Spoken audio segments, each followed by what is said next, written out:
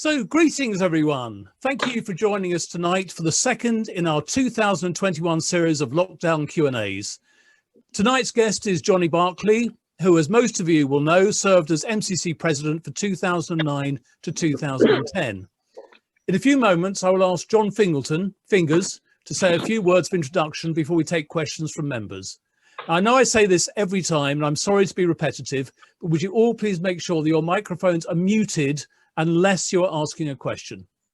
Our first three questions this evening will come from David Uren, David Dummigan, and John Hegarty. So would you three please be ready when Fingers concludes his opening remarks. Fingers.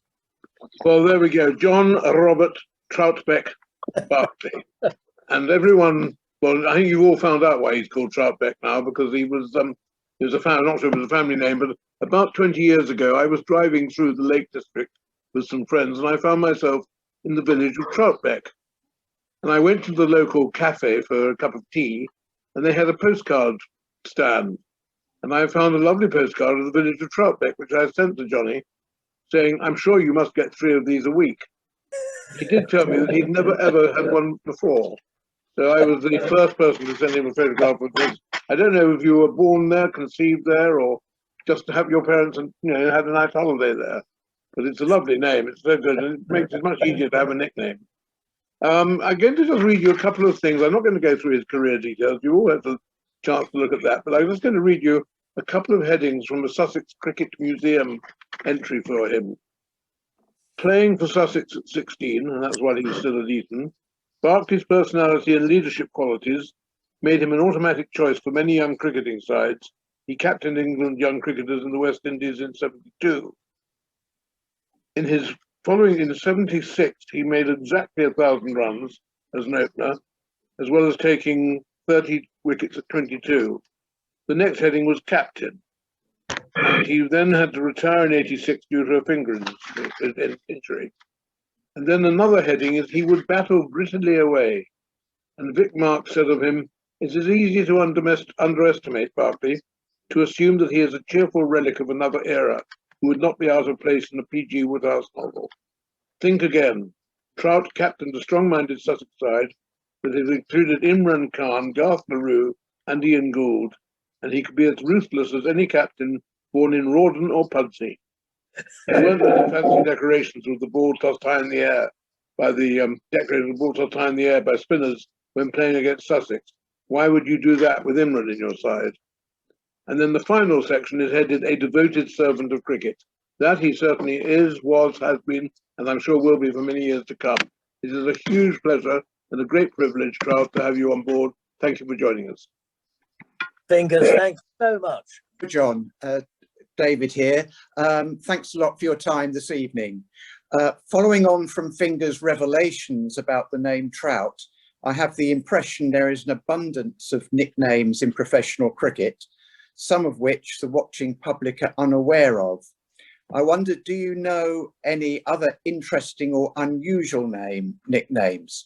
I'm thinking not so much about adaptations of real names like Rooty and Cookie, but about names where someone not in on the history of the person might not guess who they refer to. Names such as Bumble. Also, do professional cricketers actually like being called by their nicknames? Well, David, very good question. First of all, can I say a big thank you to Fingers for that wonderful introduction? Very, very kind, and lovely to be with everybody this evening. It's a real joy and privilege. And unusual first question, based on my nickname of Trout. In actual fact, my mother's maiden name was Claire Troutbeck. So they just tacked in Troutbeck into my name because they didn't want it to die out. And indeed, it hasn't died out because I've been known as Trout only in the cricketing circle, really, ever since. But very good question. Nicknames, and it's a good one. And I'm just the first one that comes to mind, which always made me laugh a bit, and you will all know it, is Jeff Arnold's initials are GG, and he was known and is known all around the cricketing world as Horse or Orse, depending on where you come from. And so Jeff Arnold and Horse, so we like GG Arnold, horse. And actually his teammate, Arnold, funnily enough, Arnold Long, was always known as Ob, just simply Ob. How are you going, Ob? Good day, horse. So this sort of Surrey-ish banter would come along quite a lot. And as Sussex recruited quite a lot of the Surrey team, we came to get part of it as well. Okay, Yes. sorry about that. So yeah, we've got two members now who have got similar questions. We've got David Dummigan and John Hegarty, who would like to ask you something about the mental aspects of playing cricket. David, would you like to go first? Good evening, Johnny. Lovely to see you again. Thank you, as has already been said, for giving up your time. I'm keen to learn of your views on the steps that the ECB and counties have taken since your playing days to address the challenges faced by modern cricketers in respect of their mental health. What's changed since your day, and is more needed to support their health and well-being, and if so, by whom? Well, David, thank you so much for your question, and a very profound one, and one of great depth. And you're so right. Back 30 or 40 or 50 years ago, mental health, or the mental side of sport or life in general, was given remarkably little thought.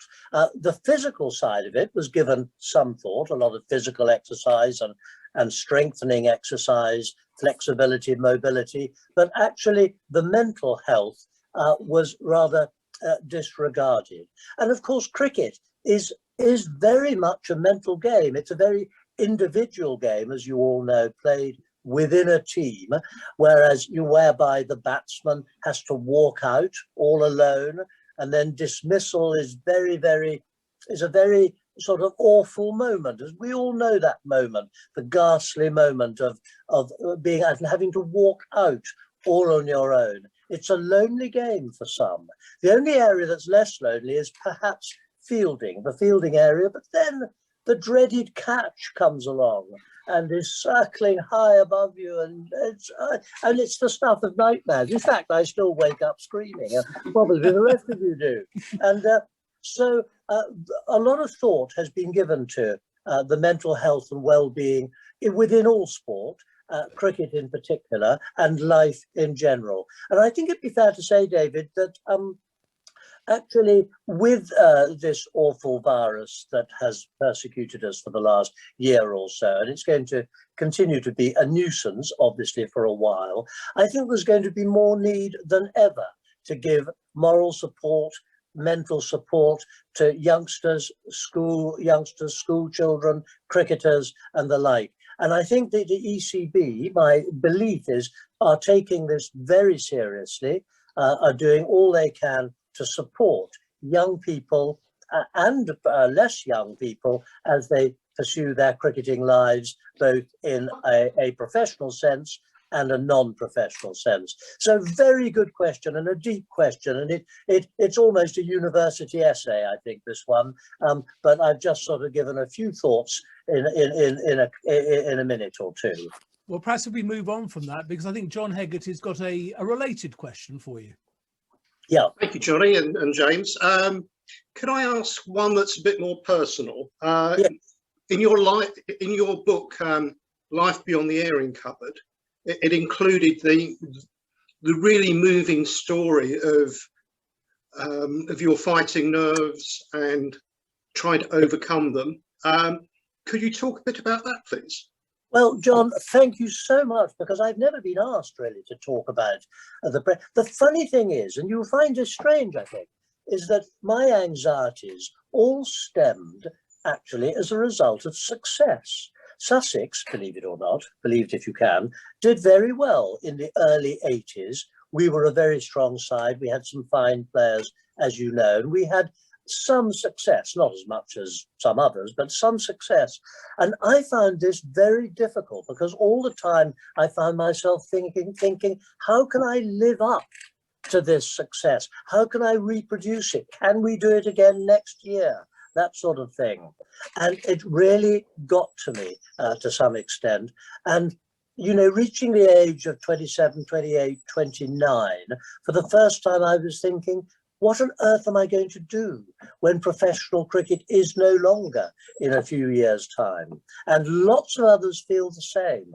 So you reach an area of seniority, you're a capped player, indeed I was captain, you've actually done quite well, or the team's done quite well, and you've played a part, and yet it all seems to crumble apart. And so I wrote this chapter of my 6 or 7 weeks in the Sydney clinic in Australia, which were very formative for me and probably not so well known about unless you read my book, but absolutely a key element of what we would now talk about, the mental health of the youngsters that I discussed with David Dummigan just a moment ago. But great question, and thank you for bringing it up. And it's something I'd love to talk about more in the right forum, in the right way, and get my head around it. But thank you so much. Thank you very much, Johnny. Thank you. Right on. I think Peter Richardson now would like to ask you a little bit about your experiences as a tour manager. Peter. Oh my goodness. Hello, Johnny, and thank you again for giving up your time. Yeah, you've been a very successful tour manager. 1993, under-19s to Sri Lanka. 1994, the A team to India and Pakistan. 95-96, assistant to Ray Illingworth to South Africa, which I imagine is a story all by itself, but I won't ask you about that. 1996 World Cup in India and Pakistan, and then 1996-97 Zimbabwe and New Zealand. Now, my 3 questions are, or 3 minor questions. What did the role involve? What are the attributes of a successful tour manager? What tour was your favourite and why? Any amusing incidences, and any particular difficult challenges in those tours, or particularly difficult, challenging people? Oh, that's a big question. Where am I going to? You've been so kind to use the word successful related to my tour management. Not a word that crops up that often in my life. And that's very, very generous of you. Where to start? The tours and the bits of the tours I enjoyed the most. I think in truth, I enjoyed assisting, supporting, managing players and the assistant staff, which were many less in those days. Assistant staff. I think I enjoyed the under-19 and the A tour in a way just enormously because I could join in much more. There was obviously very little press coverage. There was very little interference or anxiety of that sort. And I felt I could actually lend support and help add to the coaching team. And also I very much enjoyed obviously managing young people. So that was great fun. And, you know, I bowled at them in the nets, and as a result, I gave them enormous confidence. And, you know, so it was great. It was great fun with the under-19s and the A tour. And we actually, under-19 struggled a bit in Sri Lanka, but we did all right. The senior tours, quite different, but also very fulfilling. Quite different because you've got the whole press gathering to try and assist with. We had no press liaison officer in those days. We didn't have all that much backup staff. But my job, and this was your first question, was very much there on the administrative organizational side. So if I were able to get the team from A to B and in and out of hotels reasonably successfully, then I got a pat on the back from maybe one player, if I was lucky on a good day. But I enjoyed being with them very much. It was actually great fun working with Ray Illingworth in South Africa. He's a great knowledge of the game, and you know, of course, there are lots of stories, but it was very fulfilling, and I enjoyed having dinner with him and listening to him. I admit, mainly talking about himself, but we still we really enjoyed that, and it was worth listening, you know. It was great to hear about another 5 for in you know, at Bramall Lane. You know, we just loved that. And then the Zimbabwe tour actually was quite a hassle in a way. First of all, we played very poorly, and that's always a slight disadvantage when you're trying to manage anything, even though it's not actually totally your own fault when someone misses a straight ball. It still somehow comes back on you in a funny sort of way. In Zimbabwe and New Zealand, we had a new head coach in David Lloyd, Bumble, who everyone will know very well. Great almost a genius, actually, David, full of flair, full of enthusiasm, but an emotional man. So that needed a little bit of what I call handling with care. And I love David, and he's the greatest fun. We go fishing together now, and it's terrific value. But we didn't play well in Zimbabwe. If you can't really win with press and public if you, what I call, keep losing. It's a problem. In New Zealand, we did much better. I don't quite know why we did better in New Zealand. We were the same squad of players, the same people. I mean, maybe New Zealand were just, much worse than we were. And but we did quite well in New Zealand. I loved it. There was a little bit less interaction of what I call bowling in the nets, although I did. And I think, believe it or not, I had some notable scouts. Graham Hick just couldn't resist my bowling, and therefore I got him out several times. And we all love that. It's greatest possible, great fun. And I was very lucky in an era when touring really was touring. I mean, obviously it's been very difficult the last year, and I do admire everything they've done. But nowadays, a tour isn't a tour like it used to be. Practice matches, build-up matches, a proper tour, a bit of golf in between. Completely different back in the mid-90s, and of course earlier. Quite different. I was very privileged, very lucky to be given that opportunity and to enjoy the company of some lovely people who were very, very good players, and lovely to try and, I don't know, what did I do? Try and assist a little bit with their confidence. That's a lovely answer. Thank you very much indeed, Johnny. Thank you. Thank you, Peter. Well, we've got two questions on a similar topic now. So, John, should we let both Tony Curry and Stephen Boyle ask your questions before you come back? Yep. Okay, Tony, would you like to go first and then followed by Stephen? Okay. Hi, Johnny. Thanks very much for coming on here. Really, you're asking questions about your time as president of MCC. A couple really here. For those of us that might aspire to getting an invitation to be president, what does it involve day to day, your work there?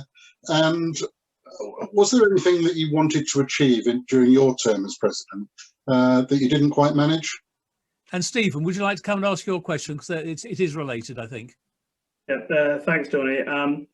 I wanted to ask about the influence of the MCC president in the running of cricket at a global level. Sort of what soft power does that position have? And related to that, how much or should this be a consideration when choosing a successor? Thanks. Well, thank you so much for wonderful questions. And would you believe it's 11 years ago since I was president? Can't believe it. Time flies by. I don't feel that old either, but I must tell you both, and I must tell you everyone, it's an extraordinary thing, the presidency of MCC, because it is entirely vested in the previous president. No one gives advice. There's no committee. There's no succession plan. It's just simply whatever the previous president happens to fancy. Now, my president, who selected me, was the most wonderful slow bowler or slow medium bowler of all time, Derek Underwood. And Derek Underwood selected me, and we weren't the closest friends. We were always friendly. We said hello. We were happy with each other's company. But he wasn't a close friend, Derek. Not at all. In fact, he was a bit of an enemy because he would keep getting me out. I had a terrible time with Derek Underwood. So did many others, particularly on wet wickets. He got me for a pair at Hastings when I was 19. And when Derek then selected me out of the blue, he rang me up and said, "Johnny, I'd like you to succeed me as president." I assumed that he was doing so because he honestly felt rather sorry for me and felt that he'd given me a terrible hard time, and the least he could do would be to make me president. Because I said it's no fun facing Derek Underwood on a wet pitch, a rain-affected pitch, even if you're an experienced player.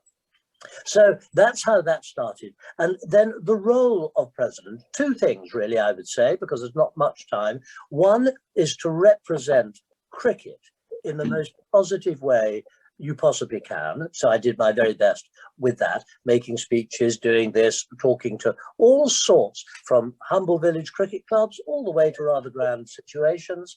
And I loved that. And I felt very at home with that. So that was great. And the other thing is to represent MCC as best as possible throughout the year. And it was quite a year. We had 3 test matches at Lord's. We had Bangladesh to start with. A little bit rain affected, but it was wonderful having the first test match at Lord's against Bangladesh. Then we had an unusual one when Pakistan played Australia at Lord's in a test match because they couldn't find anywhere else to play the match and everybody liked playing at Lord's. So that was terrific, extra match.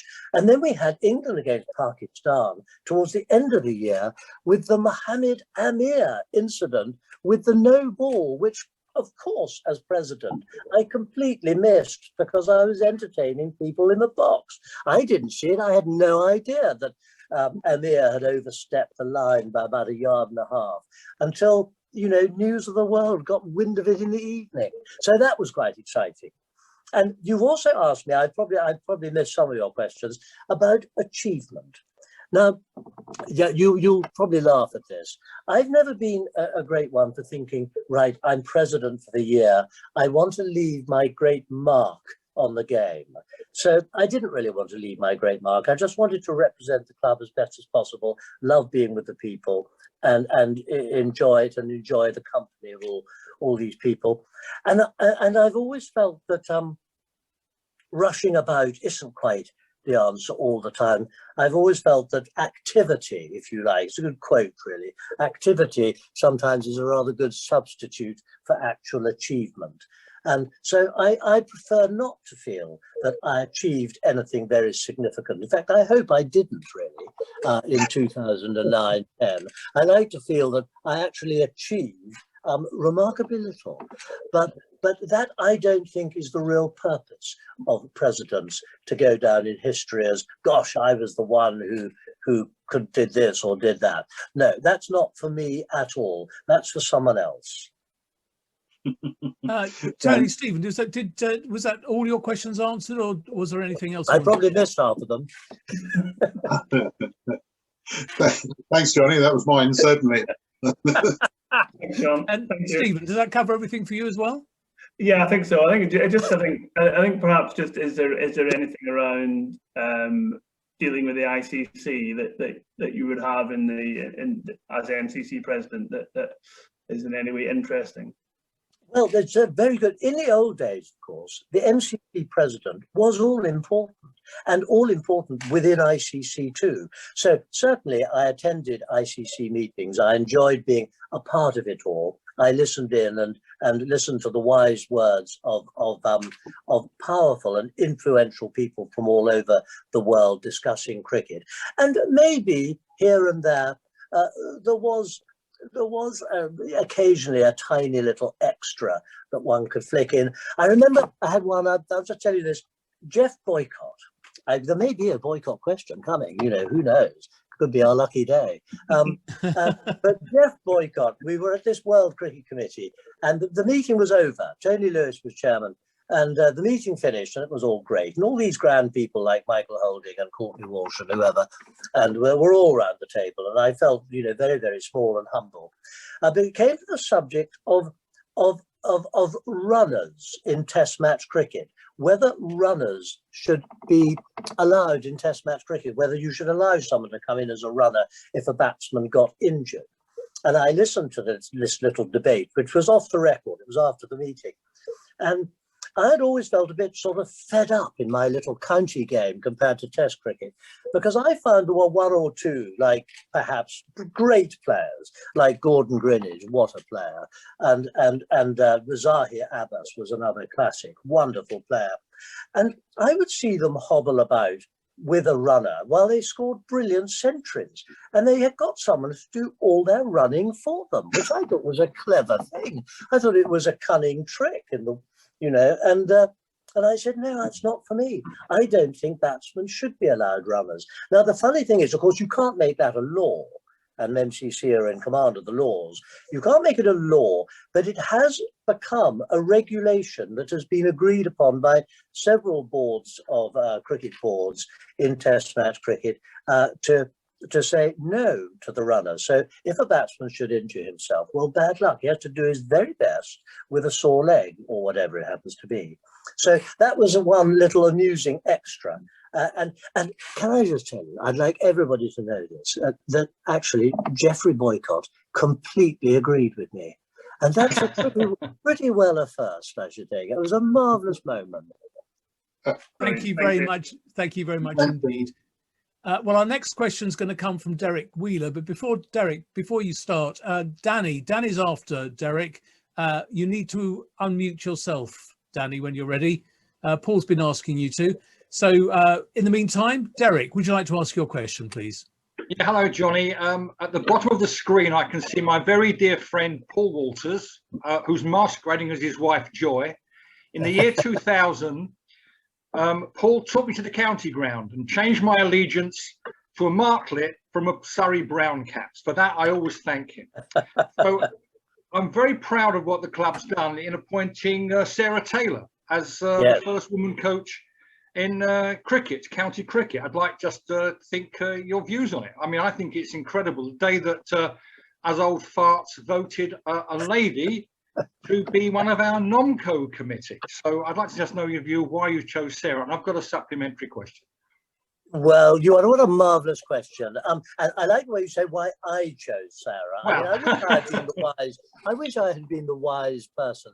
But I do admire Sussex. I love Sussex cricket, and you know, it's a small county. It's not a test match ground or anything, and yet we do sort of. I think we are innovative and ahead of the game at times, and I think to have within our midst Sarah Taylor, Sarah, who went to Brighton College, was coached and brought into the game by John Spencer, who played a lot of cricket for Sussex, and then went on to teach at Brighton College, and to introduce Sarah to the game, who has become and became a wonderful wicketkeeper batsman within the women's game as the women's game was developing so strongly.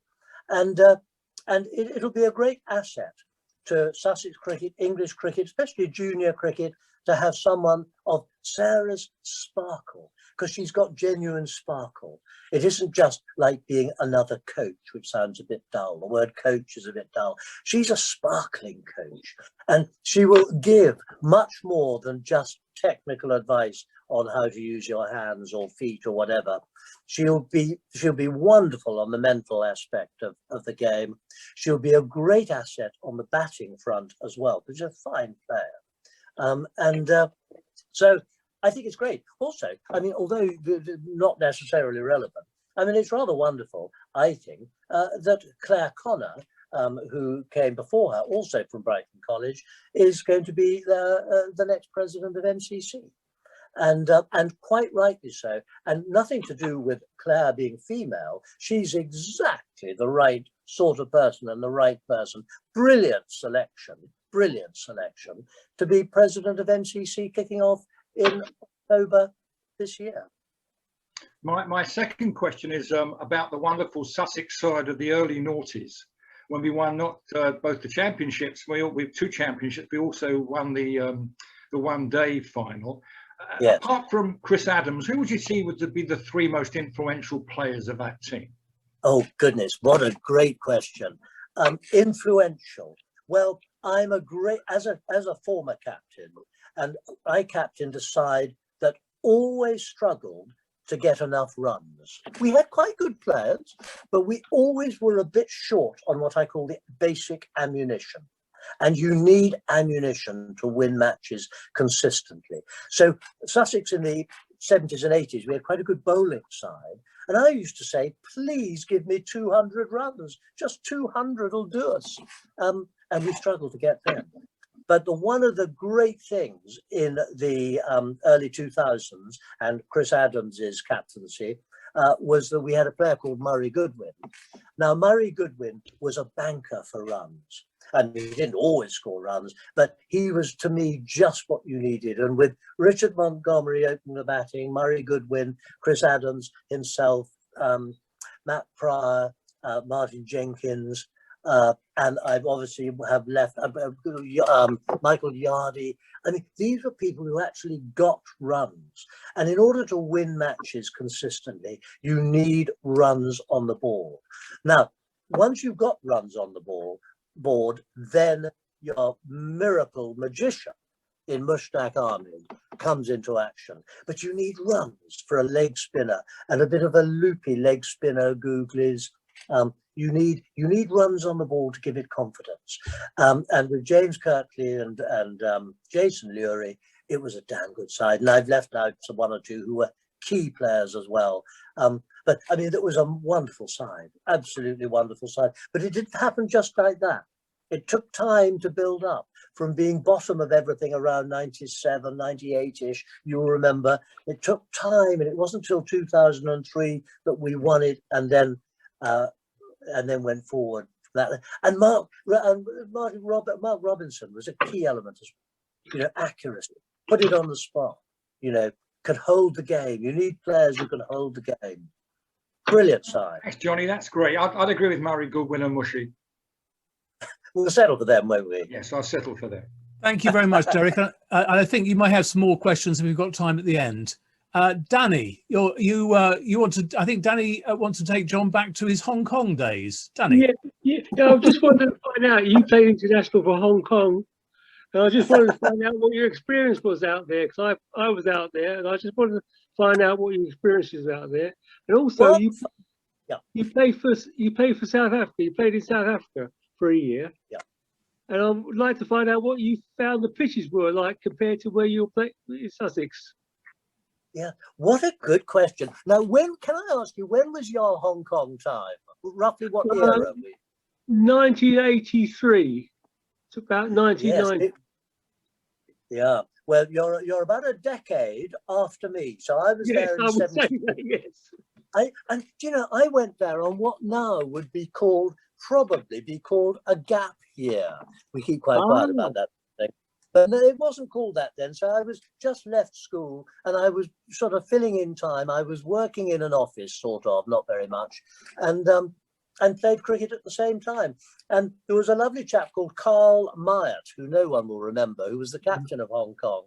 And he played within my cricket club. And he so kindly, although I was only 18, selected me to play for Hong Kong against Singapore. A test match against Singapore. 2-day match played on the Chater Road ground right in the middle of Hong Kong, which is now a sort of thoroughfare just next to the Hong Kong and Shanghai Bank. 2-day match against Singapore, and I've got a feeling we won it, believe it or not. I think it was a success. And in between, in the middle of the match, on the end of the first day, there was a very grand dinner jackets, bow ties, frightfully smart, in the Hong Kong club, which was adjacent. So we had this smart dinner in between. So, and I was only 18, I'd never been to a cricket dinner. And it was absolutely terrific. So that was my one test match, Hong Kong against Singapore. I like to think we won. You might have to look it up. I might have made that bit up, but it sounds good. I can't remember, it's so long ago. On to South Africa. Yes, for a moment you said I played for South Africa. That would have been an honour, but you didn't play for South Africa. I played for the Orange Free State in '78, and I much enjoyed that. We had one significant success in the one-day tournament, the Datsun Shield, when the Free State, who were only sort of second leaguers, defeated the might of Western Province in Bloemfontein. Western Province with Peter Kirsten, Alan Lamb, Garth LaRue, Ackerman, you name it, they all played. Peter Swart, and we beat them. And we went through to the next round and played in Durban against Vincent van der Bijl and the Natal group, where we lost quite comfortably. But I much enjoyed playing, and the pitches, well, I suppose the pitches were very well suited. The ball came onto the bat a bit, and it was great practice, and it was great experience. And I was so lucky because honestly, truly, and everyone who's watching this will know this, I was only what you might call an average cricketer. I wasn't a great player or a marvellous batsman or a fantastic bowler. I was people used to say I was useful, which I always found a bit sad, but a useful cricketer. And so I did a bit of batting, a bit of bowling, and I enjoyed it in the Free State, and it did my confidence and experience a lot of good.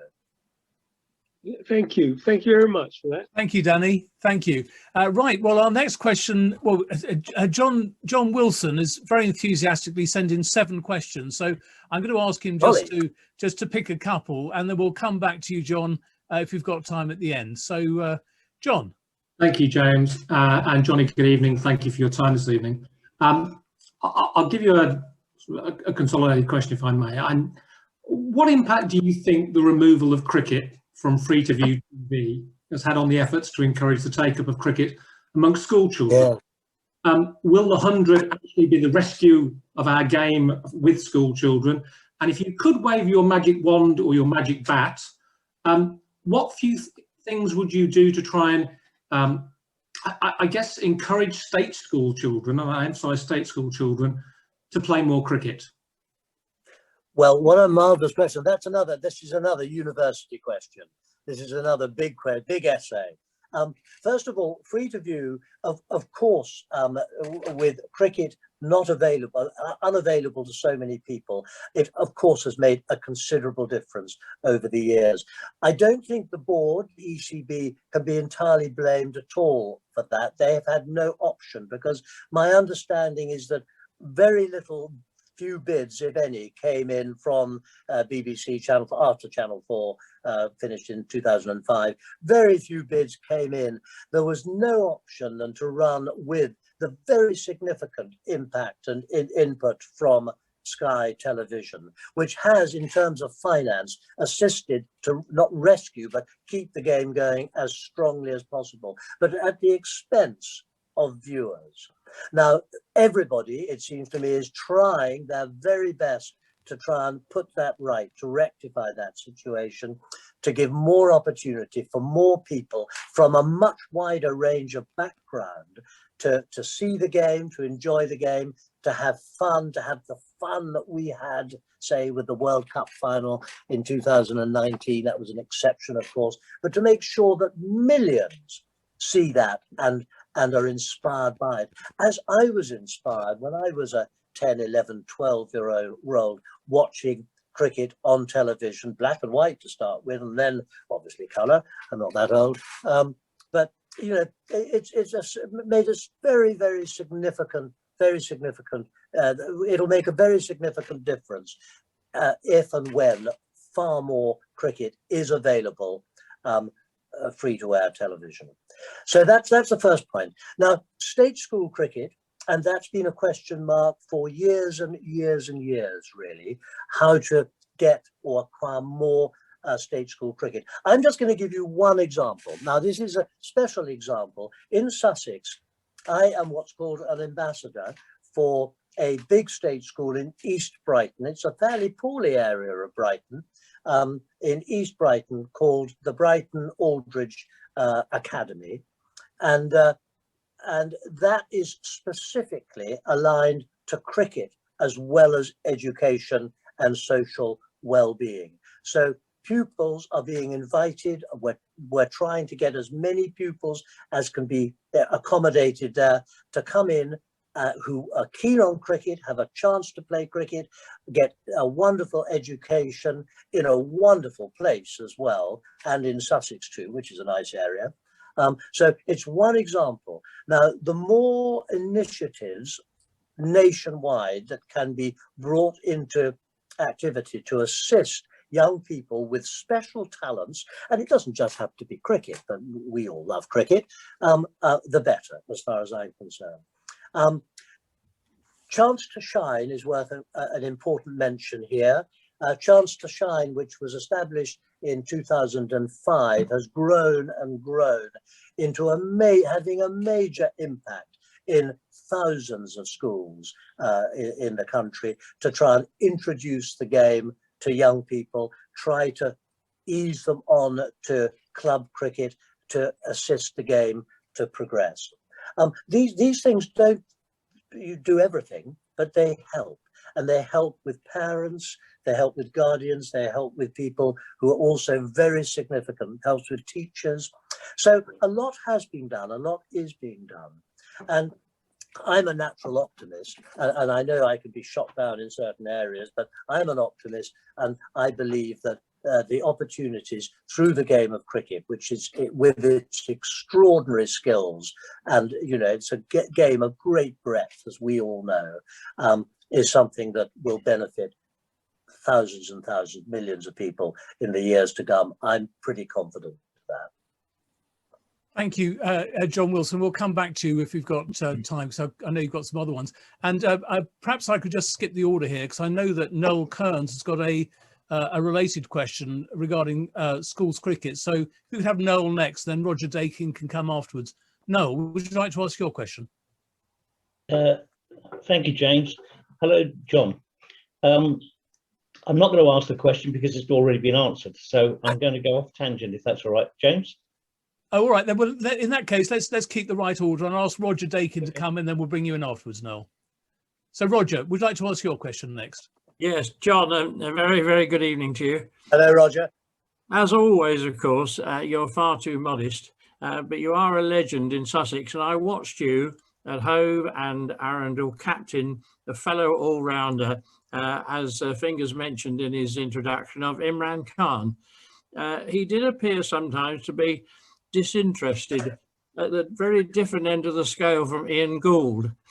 So could you tell me what it was like to captain Imran Khan, and also, are you the first and only county captain to have captained a Prime Minister? Roger, go on. That's a very funny, that's a marvellous question. Well, I was so lucky. To answer the first bit, the only other Prime Minister I can think of who played a game or two of first-class cricket, and put me right, we can get everyone in on this, would be Alec Douglas Hume. Oh, yeah. Now, someone must have captained him, God knows who, but we can have answers on a postcard, I think, as to other Prime Ministers and who captained them.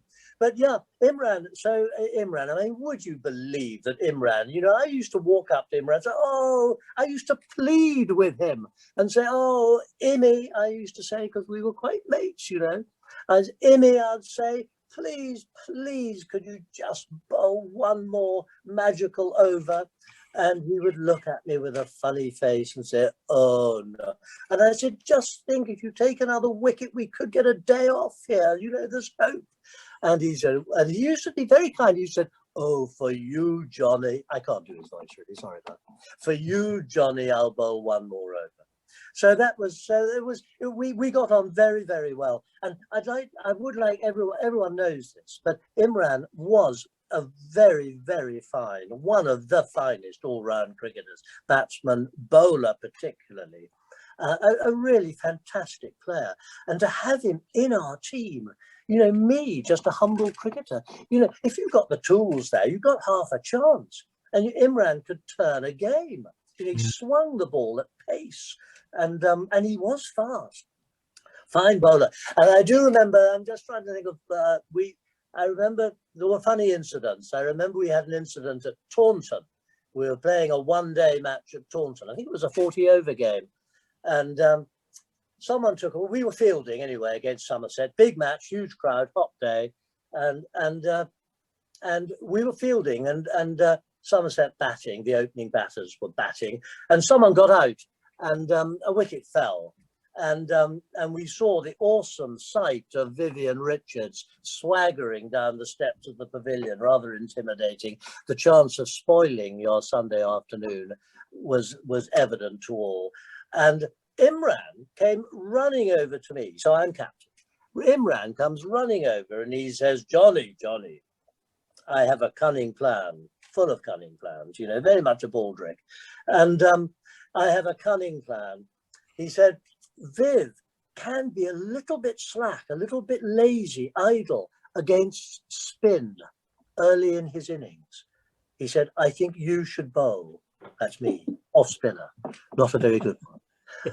Really? Are you sure? And so anyway, I took his advice and I put myself on to bowl. And I was bowling at what we call the river end. The River Tone runs behind the stands. There's big stands now, but not much then. And I came on to bowl, and after about the fourth ball, when they were just retrieving yet another ball from the river, and there was a bit of a lull, Viv Richards came down to me, and I was looking a bit sad about this, and he said, Johnny, which is nice because he knew my name, Johnny, he said, and it was a lovely moment, bit of quiet. He said, Johnny, without bowlers like you, I'd never have been the great player I am today. and the over went for 28 runs. And I can tell you, it's quite hard, everybody listening. Bowling with a wet ball is always a disadvantage.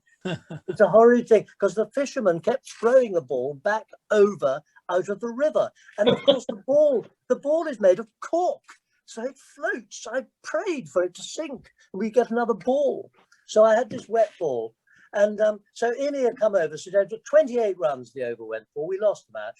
And I think all I can say, now Imran, as you all know, is Prime Minister of Pakistan, and I'm sure he's doing very, very well. The only thing I really can say is that I just hope, for the sake of all of us and for world peace, that he has some very good advisors. Excellent. Right. Well, no, I'm ever so sorry. Your original question was preempted there. And it's always a little bit dangerous asking Kernsey to go without knowing what he's going to say, but we'll take a risk in this case. So, Noel, would you like to ask your question? Thank you. Good evening, Johnny. Hello. I never thought the opportunity would come for me to follow Roger speaking. I mean, that's... Hi, Roger. Anyway, Johnny, so I've been picking up on what you've been saying. Now, you talked about Imran as being a great all-rounder. Yes. I'd like us to come between us to come up with 5 great all-rounders, that whether you've played with them or not, and maybe there's one in there that's an unusual one, but I'll obviously throw in the obvious, my all-time idol, Sir Garfield. Yes. So over to you for 3 or 4 more all-rounders. Gosh, what a big question. Do you know, can I just say, I was so lucky in my era, 70s, 80s, to play against the best cricketers in the world. And I was not a test match player. And the only way I could have done that is by playing county cricket. And in that era, the very best players in the world emerged on the scene. They weren't all overseas players. So my first pick I'd like to go for, because I'm loyal, and he's comes from, I first played against him on the Lord's Crown staff, not at Lord's, but wherever we played, I can't remember. So my first pick would be Ian Botham. And Ian Botham is an all-rounder because of his spirit, because of his zest and great ability. You know, in the early days, before he got a little bit well built, didn't he, in his latter days, perhaps not quite so fit, but in his earlier days when he was lithe and slim, fantastic swing bowler. Absolutely, you want to watch some of it, fantastic. And the other thing about Ian is that as a batsman, there's a temptation to think that he was just a hitter. He would, because we saw him do that at Headingley, and we saw him then at Old Trafford in the next round. But Ian had the most wonderful technique, and I think that he learned that technique from the Lord's Ground staff, from the initial coaching, because I think often in life, on the back of superb technique, you have your virtuoso player. And that doesn't just apply to cricket. I mean, I think that pianists, musicians, I think the tip-top piano players in the world are base themselves on a superb technique from which they blossom, and 1 or 2 become absolute greats. So Ian would be one. My second one that comes to mind, and I'll probably miss someone who's absolutely marvelous, would probably be Mike Proctor. So Mike Proctor was so unusual as an all-rounder. Again, appeared because he had nowhere else to go. Ended up with Gloucestershire, where he loved it, and he had this fantastic strength of legs and body to bowl fast and swing the ball again with this unusual action, which was tricky to pick up. I mean, at least Ian Botham showed you the ball. you could see the ball. No, Mike Proctor, not so, much harder. And of course, again, destructive with the bat. So I would say Mike Proctor was one of those players, a bit like Viv Richards. Viv was not such an all-rounder, obviously, but who could actually turn a game. He could turn it in half an hour. So could Ian.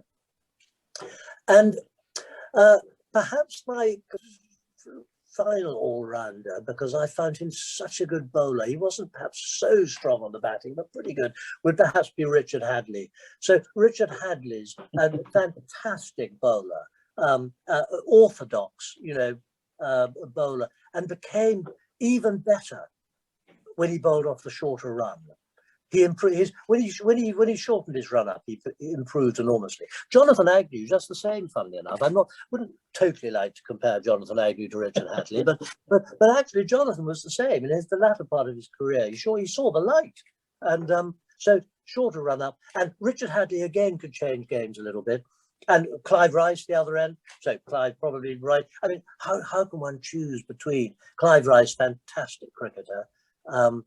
I loved playing against both of them. It was so competitive, but it was, I mean, of course they got me out all the time, but it was an honor to play with and against these people. I mean, so much nicer to be got out by Richard Hadley than some, I found it depressing getting out to Trevor Jesty, for example. Nothing wrong with Trevor. That's Hadley behind me there, and that Sobers behind me there. Good heavens. And both pictures were I got from the inimitable Basher. Of course, we all know Basher. Yeah. Now, just a quick supplementary. Well, no, I think we're running out of time, so I'll come back to you if you've got time, if that's all right. I'm sorry. Our next question is going to be from Max Sawyer. I did ask everyone to put their proper name up there, but I know that Max's computer is controlled by his wife, Audrey, so you'll be addressing Max, even though it does say Audrey on the screen. Max. Good evening, Johnny. Hello. I felt for a long time that UK cricket is rather fragmented. If you were appointed Supremo with absolute power, are there any changes you would make so a young player could go more easily from one level to the next? Gosh, that's a bigger. Well, the great news to all and sundry is that I'll never be a Supremo with great power. I think that I was so lucky to spend 30 years after I retired from first-class cricket, helping to run a project based at Arundel, assisting young people and their lives and their careers, and I really loved doing that. And this was assisting young people who were not going to be very good at cricket necessarily, or going to have wonderful lives. And the reason I bring that up is that one's trying to help with everybody, cricketers and otherwise, to create pathways that give them a chance, that give them opportunity to move forward. And I'm hoping and praying that out of this COVID crisis, oddly enough, there might be some good things and perhaps greater opportunities for those who don't get much chance in life to have their chance. Like the old program, Opportunity Knocks. One's looking to give everyone a chance if possible. So if I had any influence in anything, I'd be very eager, both from a cricketing point of view, an artistic point of view, and just a social point of view, to give as many young people the best possible chance from whatever background or position of strength they come from. So that would be my little mission, which will never come to be, but I think everyone's trying to do that, actually. I don't think that's exceptional. I think that that's what's going on in the world, but it needs to be just kept on track. Thank you very much indeed, Max. Peter Hart. Peter, you've got a question. Thanks, James. Thanks, Johnny. Thanks so much for your time. Every time I've met you a few times at Lord's, and you're always so convivial and passionate and, and wonderful. And yet underneath, I've just read your book this week. I've just read your book, Life Beyond the Airing Cupboard, and I loved it. I was genuinely touched by the human side of yourself and all the people you know. And what struck me in there was the human frailty. And, you talked tonight about more days of failure than success, which I totally identify with. And I think Mike Atherton says that, you know, if nothing else, we develop human spirit by playing cricket. My question is about faith. I'd be very interested to know what role faith has played in your life. There's a lovely little story in the book about you going down to St Paul's before a Gillette Cup final, and you couldn't sleep, and you went down and there was a tramp who asked you what you were doing for the day, and you told him. And he said, have a great day, which was very touching. And I just also wondered, in the era you played county cricket, which was a golden era, whether there was more sort of spiritual well-being amongst yourselves, and whether you sort of feel that we've become too commercial as a game. You know, you played in a time when personalities was really important. Yes, well, thank you so much. That's a question of great depth. So on the personal level, I think it's a wonderful thing for human beings to have something strong and powerful to hang their hat on. So religious faith, whichever persuasion is important to that person. In my case, it was a Christian faith, but every faith is so vital to that person. To have something to hang your hat on, I find is hugely important. And everybody, I don't believe there's anyone who doesn't suffer from frailty in some way or another. Frailty in thinking, frailty physically, frailty mentally. And I do really believe that it's through frailty and admission of frailty, there's nothing wrong with that, that you gain extra strength. It's out of frailty that you become stronger and more powerful. Now, interesting that St Paul's Cathedral episode was a funny one on a lovely early autumn morning, just prior to the Gillette Cup final in 1978. And the strange thing is, and I think lots of people will understand this, is that as a result of attending a small service in St Paul's Cathedral, where there was one other person, a tramp, who became my friend as a result of this early service, which someone had got up to take, I had a very calm, warm feeling all day throughout that match. It created a composure which was unusual for me, with crowds there and everybody a bit overexcited, and it made a huge difference. Now, I'm not saying that happens to everybody all the time, it doesn't, but I think that those who have a little extra something, spirituality, to hang their hat on, in my case, a Christian faith, in others, it'll be something else. I think it's something that can be enormously helpful and fulfilling, depending on each individual. Thank you very much. Well, the next question is from Paul Walters, and we found a Joy Walters, but that's probably a screen name. Paul, would you like to ask your question? Yeah. Hello. Well, as you can see, wives are actually organising all our lives for us. John, good evening to you. Thank you for your time. You seem a very modest man, quite self-deprecating. I don't think you do yourself full justice. You have actually, in your career, even looking as young as you do, carried out many very successful leadership roles in many areas, even outside cricket. What I would like to know is, which of those give you the most satisfaction? Well, I did get enormous pleasure and satisfaction from leading Sussex County Cricket Club in the early 1980s. I was very lucky to be there. I was also very lucky to take on that role when we had the makings of a strong side. So it wasn't all of a sudden. In 1979, 78, 79, 80, we were building something that was beginning to look to have some considerable potential. So I was the lucky one, the beneficiary of that, to be able to take over the leadership. Now, I think the key thing about everyone's leadership skills are slightly different, and mine differ from many others. But I was never a good enough performer myself. And you say I'm modest. Well, it's not a question of being modest, it's actually being realistic. I was never a great batsman or a great bowler or whatever. I was quite good at catching, which was a help. So I had to work within the team. I couldn't lead the team out like a Viv Richards and say, come on, follow me, everyone, I'll show you how to play. I couldn't do that. But I worked within the team. My system of leadership was to try and surround myself with really good players, the best players that I could to help the cause. And then I'd try my best to make that work. So that was my style of trying to lead. And actually, do you know, it's what I sort of tried to do ever since within cricket, within the Arundel project, certainly within the brief period at MCC. I don't really call that leadership, being president, but you're working with everybody. You're bringing everybody in around you. You're surrounding yourself with expertise. I love tapping into someone's expertise, and it sounds like using them a bit and bringing the whole thing together. I think it's quite difficult for leaders who are brilliant players, I think at times, because so much is expected of them. I had a wonderful advantage, is that every time I went out to bat for Sussex, nobody expected anything. It was all a bonus. But if you're Joe Root, if you're a fine, brilliant player, the expectation rises so much, quite different.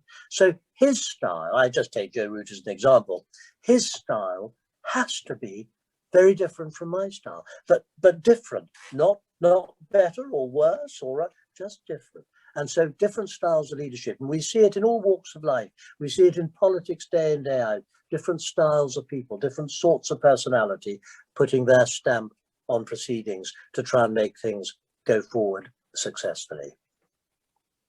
Thank you very much. John. We've been going. Thank you. We've been going for an hour. Are you all right to take one more question? We've got one question which wasn't sent in, but somebody's asked if they could ask you a question. Is that all right? One more? No, brilliant. Okay, it's Doc Allison. I'm afraid I don't know what your real name is, but that's your screen name. Yes. So can you tell us who you are and then ask your question, please? Yes, it's David Allison. I think Johnny knows David, me very hello, well. David. Yeah. Yes. Hi, Johnny. Hi there. You mentioned 11 years ago you became president. Yes. It was a very good time for you because you won Book of the Year award at the Cricket Society. Life Beyond the Airing covered again. Yes. But my question is, just quickly, what's happening to the Arundel project right now? Are you short of funds, or what? Oh, what a nice, caring question. Can I just add to the Cricket Society of the Year award in 2010, which you say would you believe it, everybody? I won the Cricket Society MCC Book of the Year award with Life Beyond the Airing cover in 2010. The coincidence, which you may have noticed, was that year I was actually president of both MCC and the Cricket Society. So I think I had a good chance. I think I had a chance of winning that prize. So that was wonderful. Sorry, that's an aside. Arundel.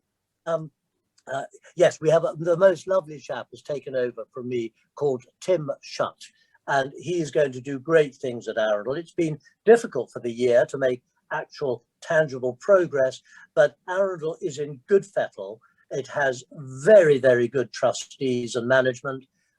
The funding, obviously all small charities, funding is always hard work and ongoing all the time, but they've got it well in hand at the moment, and Arundel is looking strong, both as a lovely place to play cricket and where the charitable project can thrive for the future. So thank you for saying that, and make no mistake, Arundel in terms of social well-being and education and a bit of cricket will make quite an impact in the years to come. Thank you very much, David. I apologise to those who wanted to ask second questions, but we have been going for an hour now. Let me ask John Fingleton to wrap up proceedings today and just tell you about some of the guests we've got coming up over the next few weeks. Fingers. Thank you very much, James. Paul Walters slightly beat me to it because I had written down a few minutes earlier that if there were gold medals awarded for self-deprecation, humour, charm, you would be winning 3 around your neck tonight. Johnny, that was absolutely brilliant. It's such fun, so interesting, and so convivial, and we really do thank you. I think it's been a star performance, and thank you for doing it. The future programme, just so I think you all know it, in fact, but we're on the 16th of April, we have Darren Gough. On the 26th of April, we have another reasonably well-known Sussex player called Ted Dexter. On the 4th of May, 2 days before she becomes, no, a week before she becomes Pres Des, or she is actually Pres Des now, we have Claire Connor on the 4th of May. On the 17th of May, we have another chap reasonably well known in the world of cricket called Mike Brearley. And then to end our season, we think, on the 28th of May, we have the one and only Michael Holding. So I think it's a pretty good program, but none has been better than Trout, Johnny Barclay tonight. Thank you so very much. Yeah, John, it was really good. If you can all unmute yourself, so John can hear you giving a round of applause. Yeah. Thank you so much, John. That was a brilliant. Super. So much. Superb. Thank you so much. Thank you so much. Very much. I look forward to seeing you all on Friday, the 16th of April, when we'll have Darren Goff as our guest. Thank you, everybody. Thanks again, John. Stay safe, everybody. See you again very soon. Thank you. Bye. Thank you.